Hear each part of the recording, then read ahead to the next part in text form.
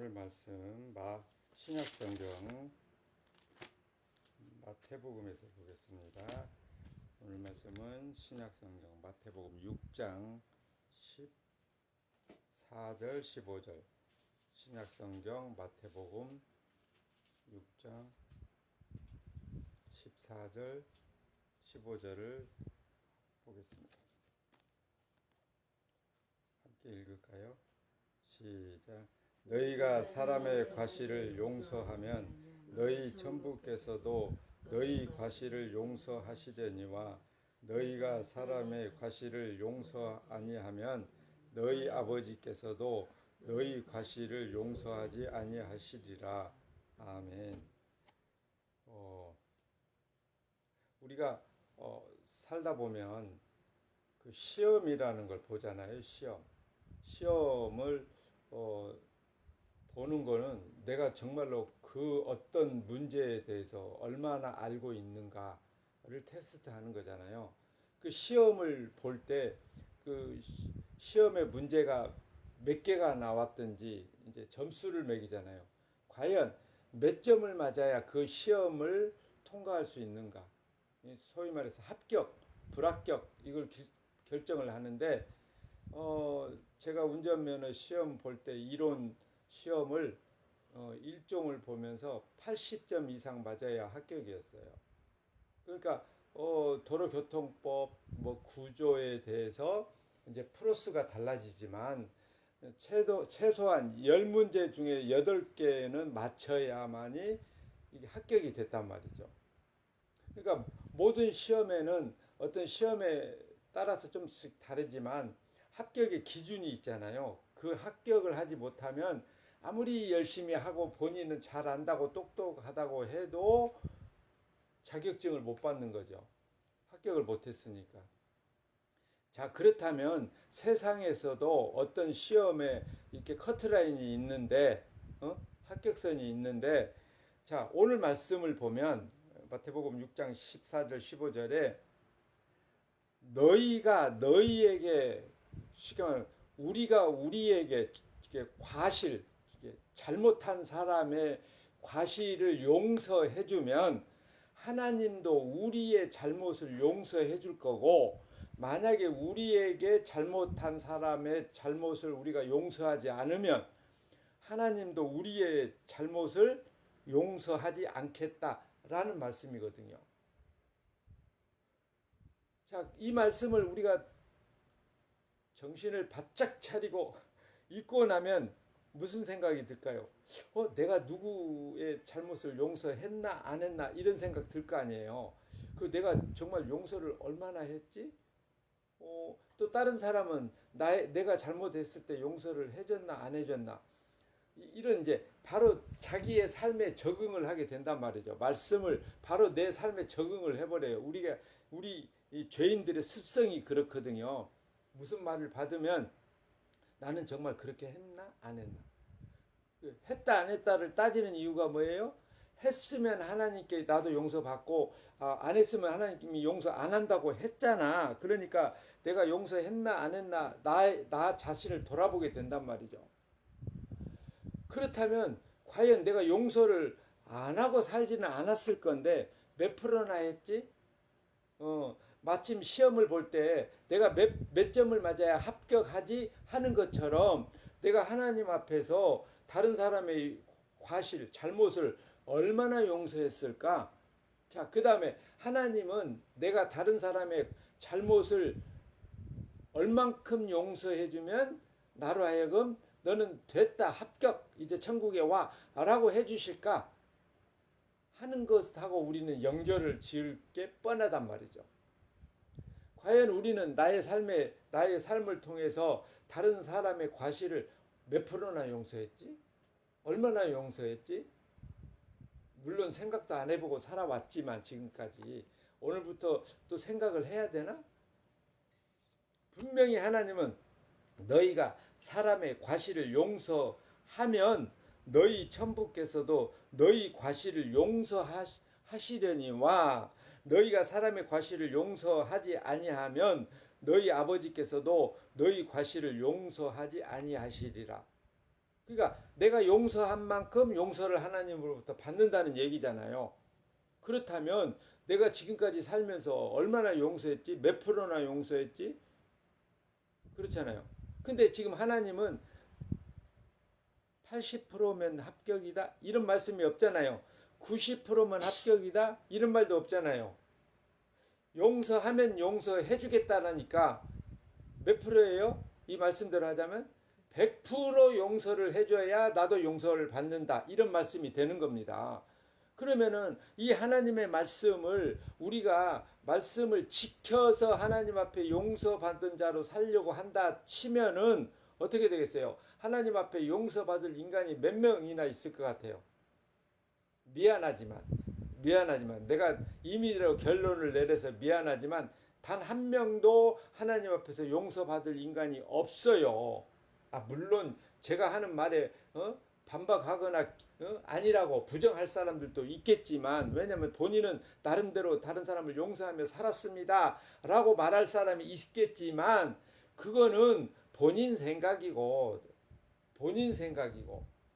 심지어 다른 사람이 나한테 잘못했는데 내가 용서를 했다고 말할 것도 있지만, 어떤 거는 저 사람이 나한테 잘못했는데, 분명히 잘못했는데 내가 잘못했다, 나한테 잘못을 한 거를 인식도 못하고 지나갈 수도 있잖아요.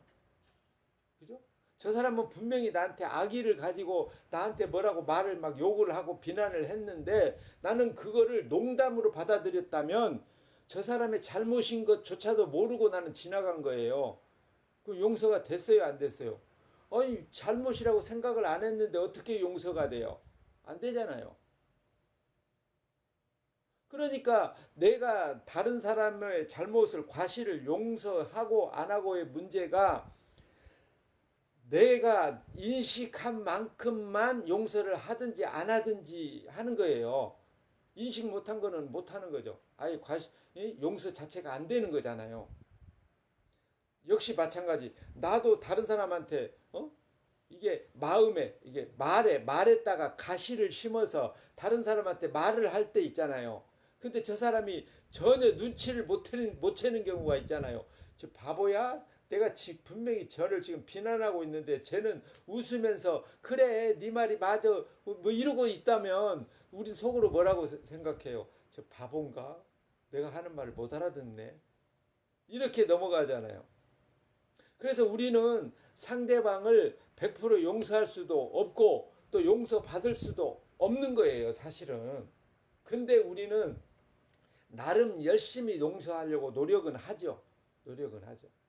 근데 하나님은 오늘 말씀대로 보자면 너희가 사람의 과실을 용서하면 하나님도 용서할 것이고 너희가 사람의 과실을 용서하지 않으면 하나님도 용서하지 않는다라고 하심으로 90%가 아니고 99%가 아니고 100%를 요구하는 거예요.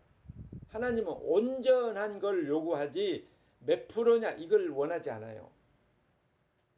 그렇다면 오늘 말씀만 가지고 우리가 나의 인생을 체크를 돌아보자고 한다면 하나님 앞에서 우리가 용서받고 살 인간이 없다가 되는 거예요. 없다가 결론적으로 아무도 없다. 이 세상에 뭐 사랑이 뭐 풍부하고 사랑이 많고 저 사람은 법 없어도 산다라는 사람이 있다 치더라도 그렇게 하나님 앞에서 용서받고 의롭다함을 얻을 인간은 이 땅에 없다 이 말입니다.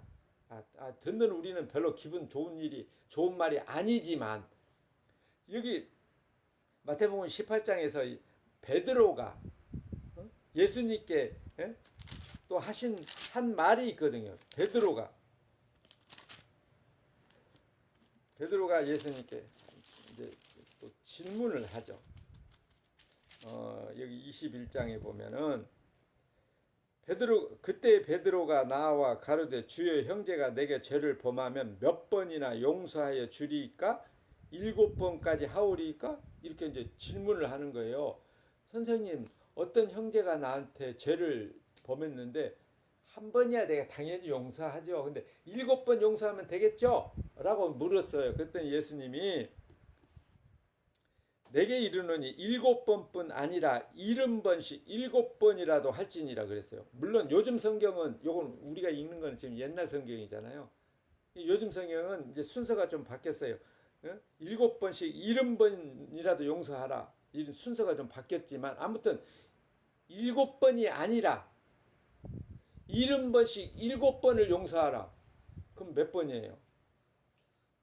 490번을 용서하라는 거예요. 한 사람이 나한테 490번을 잘못을 했는데 그럴 때도 어떻게 해라? 용서하라. 이 말은 뭐예요? 결과적으로 490번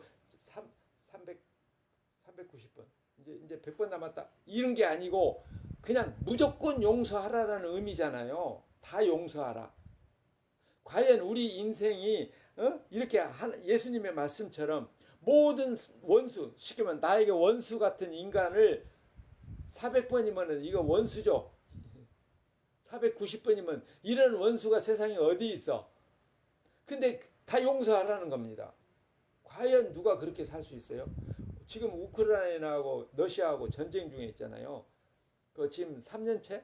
그 처음에 러시아가 침공을 했는데 그 막 큰 나라가 조그만 나라 침공해갖고 막 금방 3일 만에 다 점령할 것 같았는데 얼마 전부터 우크라이나도 러시아로 일부 병력을 투입을 해서 지금 침공을 해 들어가요. 여기는 침공 당하고 있고 한쪽에서는 또 침공하고 서로 그들이 용서하는 마음이 있어요, 없어요? 없다는 얘기입니다. 근데 용서를 한다는 말이 무슨 의미예요?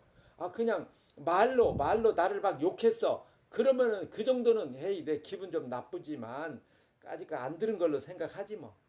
그리고 막 욕했는데 어차피 나는 그 정도 나쁜 인간은 아니야 라고 생각해서 우리 용서할 수 있잖아요.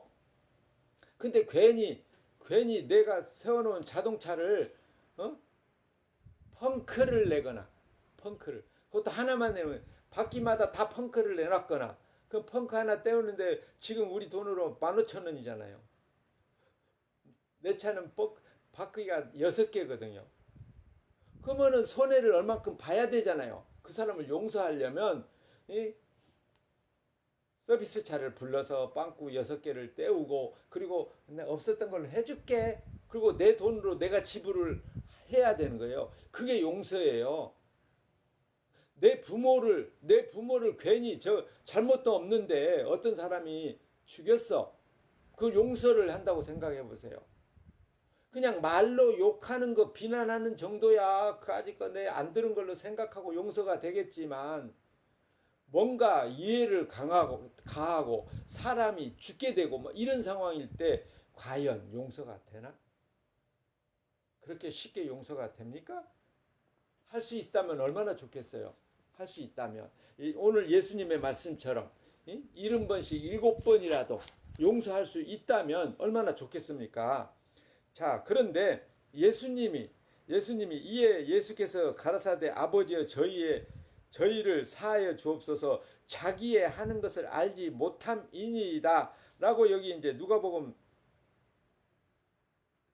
23장 여기 34절에서 예수님께서 십자가에 달리기 전에 예수님께서 하시는 말씀이에요. 십자가에 달렸을 때 예수님이 십자가에 지금 자기를 못 박은 자들을 보고 자기를 지금 십자가에 못 박았잖아요. 옆구리에 창을 찔렀잖아요. 근데 그들을 보고 하는 말씀이 아버지여 저희를 사하여 주옵소서 자기의 하는 것 저들은 지금 자기들이 하는 일이 무슨 일인지조차도 모르고 하는 것이니까 용서해 주세요 라고 예수님이 기도를 했잖아요. 지금 원수잖아요. 자기를 죽이는 원수. 근데 그 원수를 위해서 아버지 하나님께 예수님이 용서를 구하고 계시잖아요. 이게 용서라니까요. 이게 나를 죽이는 원수를 용서하는 그 용서, 그런 용서가 우리에게 있냐 이 말입니다. 우리에게. 물론 지금은 그런 상황이 안 됐으니까 말로는 얼마든지 나는 용서할 수 있습니다. 언제든지 내가 그런 상황이 되면 용서할 수 있습니다 라고 말할 수 있을 거예요. 지금은 아직 그런 상황이 안 됐으니까. 그 베드로가 뭐라고 말했어요? 주여 예수님이 나는 죽으러 예루살렘으로 올라간다 라고 할 때 베드로가 뭐예요? 예수님 절대로 그런 일은 일어나지 않을 겁니다. 만약에 그런 일이 일어난다면 베드로가 말 내가 죽는 한이 있어도 맞겠습니다 이랬잖아요. 근데 예수님이 잡혀가니까 어떻게 했어요? 잡혀가서 계집종한테 너도 저 예수의 제자지 라고 할 때 뭐라고? 아니야 나는 아니야. 세 번째는 부인하면서 예수님을 저주했잖아요. 그러면 예수님이 볼 때는 베드로가 저거 제자예요, 원수예요. 평안할 때는 베드로에게 예수님은 선생님이고 너무 좋으신 하나님의 아들이었어요. 나에게 굉장히 나의 삶을 보장해주고, 그죠? 베드로의 장모가 병들었을 때, 곧 죽게 생겼을 때 예수님이 가서 낫게 해주셨잖아요. 베드로야 무리를 걸어와라 하니까 걸어갔잖아요. 그런데 죽음이 눈앞에 닥치니까, 물론 베드로가 죽을 상황은 아니고 예수님이 죽게 된 상황이 되니까 부정했잖아요. 선생님이 죽게 된 것도 부정한 판인데 내가 죽음에 이르렀을 때 원수를 누가 용서할 수 있습니까? 마지못해서 할 수는 있을지 몰라도 그게 안 된단 말이죠. 근데 예수님은 오늘 말씀에서 너희가 너희에게 어떤 사람이 너희에게 잘못을 하면 너도 용서해줘야 하나님도 너를 용서한다 라고 했잖아요. 과연 그러면 말씀대로 우리가 하나님 앞에 용서받을 인간이 몇 명이나 있겠냐 이 말입니다. 없어요. 간단하게 그냥 없어요. 미안하지만 내가 나에게 과를 범한 자들을 용서해야만 내가 하나님 앞에 용서받는다면 우리 인간은 누구도 용서받을 인간이 없다 이 말입니다. 그럼에도 불구하고 교회 다니는 사람 중에 나는 예수님 말씀처럼 용서 못하고 말씀대로 못 사니까 나 이제 하나님 안 믿을 거야. 어차피 용서 못 받을 건데 믿으면 뭐하냐 라고 해서 교회를 떠난 사람이 있어요 없어요? 말씀 보고 말씀이 못 지키니까 나 하나님 안 믿을 거야 하고 교회를 떠난 사람이 없다니까요. 물론 가끔 그런 사람이 개인적으로 있을지 모르지만 교회를 그래도 줄기차게 죽기 살기로 다니잖아요. 왜 그래요? 왜? 자기는 남의 이 과실을 용서 안 하고 원수도 용서 안 하면서 조금만 손해만 입혀도 막 화내고 기분 나빠하고 싸우고 막 고소하고 하잖아요. 물론 저도 마찬가지예요. 저한테 막 기분 나쁘게 하면 막 참다가 막 욕하고 화내고 한다니까요. 말씀대로 하자면 우리는 하나님 앞에 용서받을 수 없고 용서 못 받으면 어떻게 해요? 죄인이잖아요. 용서 못 받으면 죄인이면 죄인이 천국에 간다 못 간다? 못 가는 거예요. 근데 왜 교회를 안 떠납니까? 교회 떠나야지. 어차피 교회 다녀도 죄를 용서 못 받으면 지옥 가잖아요. 근데 사람들은 왜 줄기차게 교회를 안 떠나느냐 이 말입니다. 하나님이 일부 교인들은 그렇게 생각해요. 하나님이 나의 마음을 아신다. 내가 열심히 용서하려고 노력하고 하나님 말씀대로 살려고 노력하는 걸 아신다. 그래서 내가 100% 하나님 말씀대로 살지는 못하지만 하나님이 내 마음, 내 정성을 보시고 안 되는 부분은 하나님이 알아서 용서해주고 되는 만큼만 하나님이 나한테 인정해주고 그 되는 만큼을 가지고 하나님이 하늘나라에서 또 나에게 상급을 따로 준비한다 뭐 이딴 생각을 하거든요. 그러니까 끝까지 한번 가보겠다는 거예요. 사람들이 교회를 다니는 이유가 미안하지만 그런데 성경에 어디에 교회를 하나님을 믿는다고 하면서 교회를 얼만큼 열심히 다녀야 하나님이 너희를 용서하고 천국 보내주고 천국에서 영원히 살게 해주겠다라는 성경에 어디에 그런 말씀이 있습니까요? 없잖아요. 성경에는 그런 말씀이 없어요. 목사 말 순종하면 천국 보내줄게 그런 말도 없어요. 주일 성수하면 천국 보내줄게 그런 말씀도 성경에는 없어요. 11조 하면 천국 보내줄게도 없어요. 근데 우리는 어떻게 해요? 성경에 어떤 몇 가지 조건들, 비슷한 조건들을 행하면 그나마 안 한 사람보다는 낫잖아. 내가 더 낫잖아. 전혀 안 한 사람에 비하면 나는 괜찮은 사람이잖아. 그러니까 하나님이 조금이라도 괜찮은 나를 구원해 주겠지. 아무것도 안 한 저 사람은 어차피 지옥 가르지만 노력을 하고 있는 나는 하나님이 불쌍히 여겨주겠지라는 생각을 갖고 있다니까요. 그걸 나름 꿈, 희망으로 소망을 가지고 있잖아요. 하지만 하나님은 우리의 노력 때문에 천국을 보내주는 분이 아니십니다. 미안하지만 하나님은 내가 얼만큼 노력했느냐, 몇 프로 노력했느냐, 이것 가지고 너 의롭다 해서 천국에 보내주시는 하나님이 아니란 말이죠. 구약의 율법에 가서 보면은 어떤 형제가 내 눈을 상하게 했느냐? 그러면 너도 똑같이 그 상대의 눈을 그냥 하나 찔러서 상하게 해. 이게 율법이에요. 하나님의 법이에요. 그냥 말로 용서한다고 되는 것도 아니고, 그 정말로 용서하려면 내가 그만큼 손해를 감수해야 되잖아요. 돈 몇만 원이면, 그 정도야. 내가 없어도 용서해 줄 수 있어. 손해 볼 수 있어. 근데 막 몇억, 아니면 몇십억, 막 몇백억 잃어보세요. 그게 용서가 됩니까? 그러니까 하나님 말씀은 쉽게 말하면 말씀을 우리에게 주셨는데 우리에게 주신 말씀이니까 내가 하나님 말씀대로 살아야 된다라는 우리는 할 수도 없는 어떤 의무감을 우리는 갖고 살잖아요. 근데 미안합니다.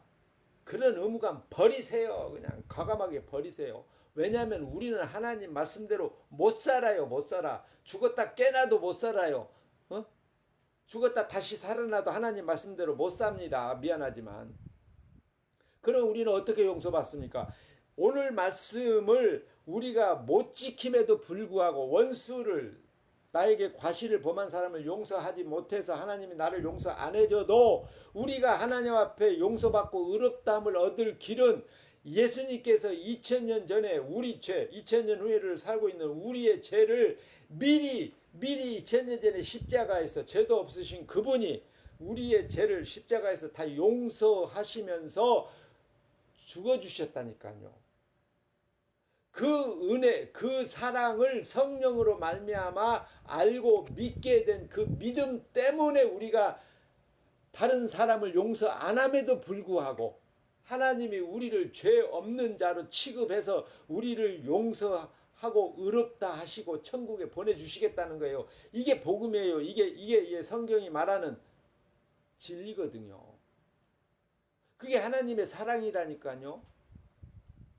내가 얼만큼 노력한 만큼 천국에 가까워지는 게 아니라 나는 내가 아무리 노력해도 나는 어디를 향해서 가냐면 내가 노력한 만큼 나는 지옥으로 갈 수밖에 없어요. 왜냐하면 내가 나를 믿고 나를 의지해서 내 능력으로 하늘나라를 가려고 하는 것 자체가 선악과 따먹는 마음이고 그게 에덴으로 돌아가려는 마음이기 때문에 그런 마음은 오히려 지옥 가는 마음이라니까요. 그래서 성령이 임한 사람은 나는 아무리 노력해도 내 노력은 천국에 단 한 계단도 못 올라간다라는 것을 성령이 깨닫게 해주시는 거예요. 오직 예수님이 십자가에서 2000년 전에 내 죄값을 미리 용서해 주셨다라는 겁니다. 그걸 성령으로 믿는 자, 그래서 성령으로 하지 않고는 예수를 주시라 할 수 없느니라 고린도서 12장 3절에서 이미 선포해 놨잖아요. 아들을 믿는 자가 영생을 얻는다라고 요한복음에 기록해 놨잖아요. 십자가에 죽는 그 아들 베드로가 천국에 갔을까요? 못 갔을까요? 당연히 천국 가죠. 예수님을 모른다고 부정했고 저주까지 했는 베드로가 나중에 예수님이 십자가에 죽고 3일 만에 부활하시고 40일 후에 승천하신 다음에 약속대로 보혜사 성령을 보내주셨잖아요. 성령이 임한 베드로는 그때로부터 자기를 위해 사는 자가 아니라 오직 예수 그리스도 십자가를 증거하는 십자가 증인으로 살다가 십자가 증거한다는 이유 때문에 예수님을 믿는다는 그리고 예수님을 자랑한다는 이유 때문에 고난받고 죽임을 당해서 천국 갔다니까요. 베드로가 잘해서 간 게 아니라 성령이 그렇게 살게 해서 천국 넣어주는 거라니까요. 그렇다면 우리도 마찬가지. 오늘 말씀처럼 형제, 다른 사람의 과실을 우리가 다 용서 못하고 살아도 하나님이 우리를 천국 넣어주는 이유는 아들 때문에, 당신의 아들, 십자가에서 우리 죄값을 대신해서 죽었던 그 아들 때문에 우리가 순전히 엉터리로 살고 죄 가운데 살아도 사람들로부터 욕먹고 비난받고 무슨 목사가 졌다이야 라는 소리 들을지라도 우리가 의롭다함을 얻어서 천국 갈 수 있는 것은 예수 그리스도 십자가에서 흘리신 그 피, 거룩한 그 피 때문에 우리가 용서받고 천국 간다니까요. 착각하지 마세요. 내가 얼마만큼 신앙생활 잘해야 천국 가는가? 그런 일 없어요. 그런 일은 일어나지 않아요. 내가 다른 사람을 얼만큼 용서해야 천국 가는가? 절대로 그럴 일이 일어나지 않는다니까요. 그러니까 하나님의 말씀은 내가 지키는 말씀이 아니라 누가 지키는 말씀이에요? 예수님이 이미 다 지킨 말씀이라니까요. 예수님이 십자가에서 뭐라고 말씀하셨습니까? 내가 다 이루었다. 신포도주를 마신 후에 다 이루었다 선언하시고 돌아가셨잖아요. 그 다 이루신 그 예수님을 믿는다니까요. 우리는 그 믿음으로 의롭다함을 얻는 거예요. 예수님의 다 이루심. 그래서 우리는 뭐예요?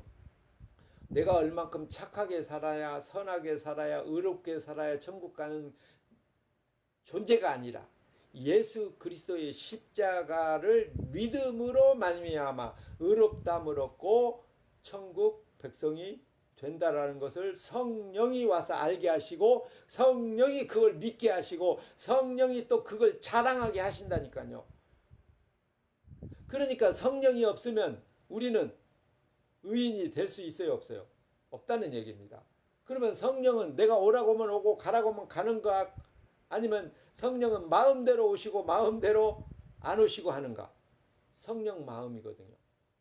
내가 원한다고 해서 내가 막 기도 열심히 하면 성령이 오고 기도를 게을리하면 성령이 이제 너 식었으니까 나 간다 빠이빠이 이러는 분이 아니라 이 말입니다. 성령은 내 마음과 상관없이 하나님 쪽에서 보내주시는 거예요. 하나님 쪽에서. 그러니까 하나님이 보내주셨으면 성령을 우리는 거역할 수도 없고 성령을 떠날 수도 없고 성령에 의해서 살아가는 거예요. 성령에 의해서 예수님께 끌려가는 거예요. 미안하지만 끌려가는 거예요. 성령이 끌고 가는 대로. 그러니까 성령 받은 것이 우리 인간적으로 보면 즐거운 일일까요? 괴로운 일일까요?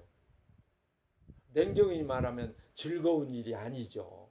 왜냐하면 성령은 내가 원하는 대로 살도록 내버려 두지 않으시니까.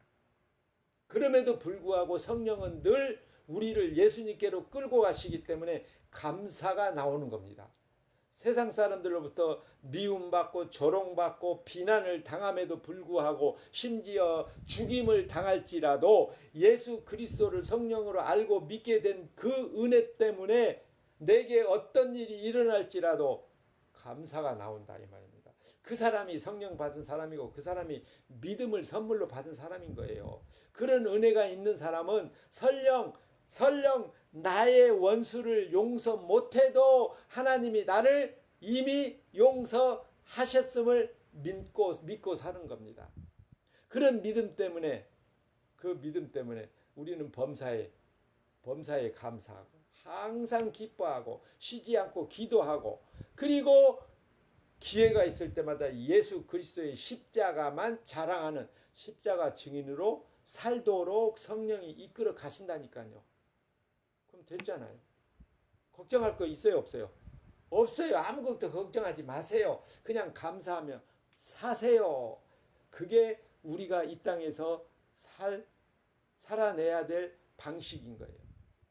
그 은혜, 성령이 우리를 이끌어감을 늘 우리가 느끼고 체험하고 감사하며 예수 그리스도 십자가만 바라보고 십자가만 자랑하는 십자가 증인으로 사는 복을 누리는 저와 여러분 되시기를 축복합니다. 기도하겠습니다. 고마우신 아버지 하나님,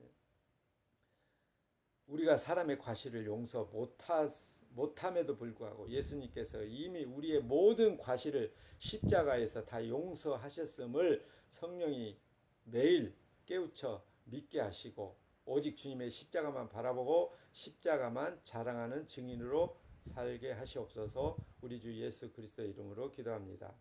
아멘. 하늘에 계신 우리 아버지여, 이름이 거룩히 여김을 받으시오며 나라의 임하옵시며 뜻이 하늘에서 이룬 것 같이 땅에서도 이루어지이다. 오늘날 우리에게 일용할 양식을 주옵시고 우리가 우리에게 죄 지은 자를 사하여 준 것 같이 우리 죄를 사하여 주옵시고 우리를 시험에 들게 하지 마옵시고 다만 악에서 구하옵소서. 대개 나라와 권세와 영광이 아버지께 영원히 있사옵나이다. 아멘.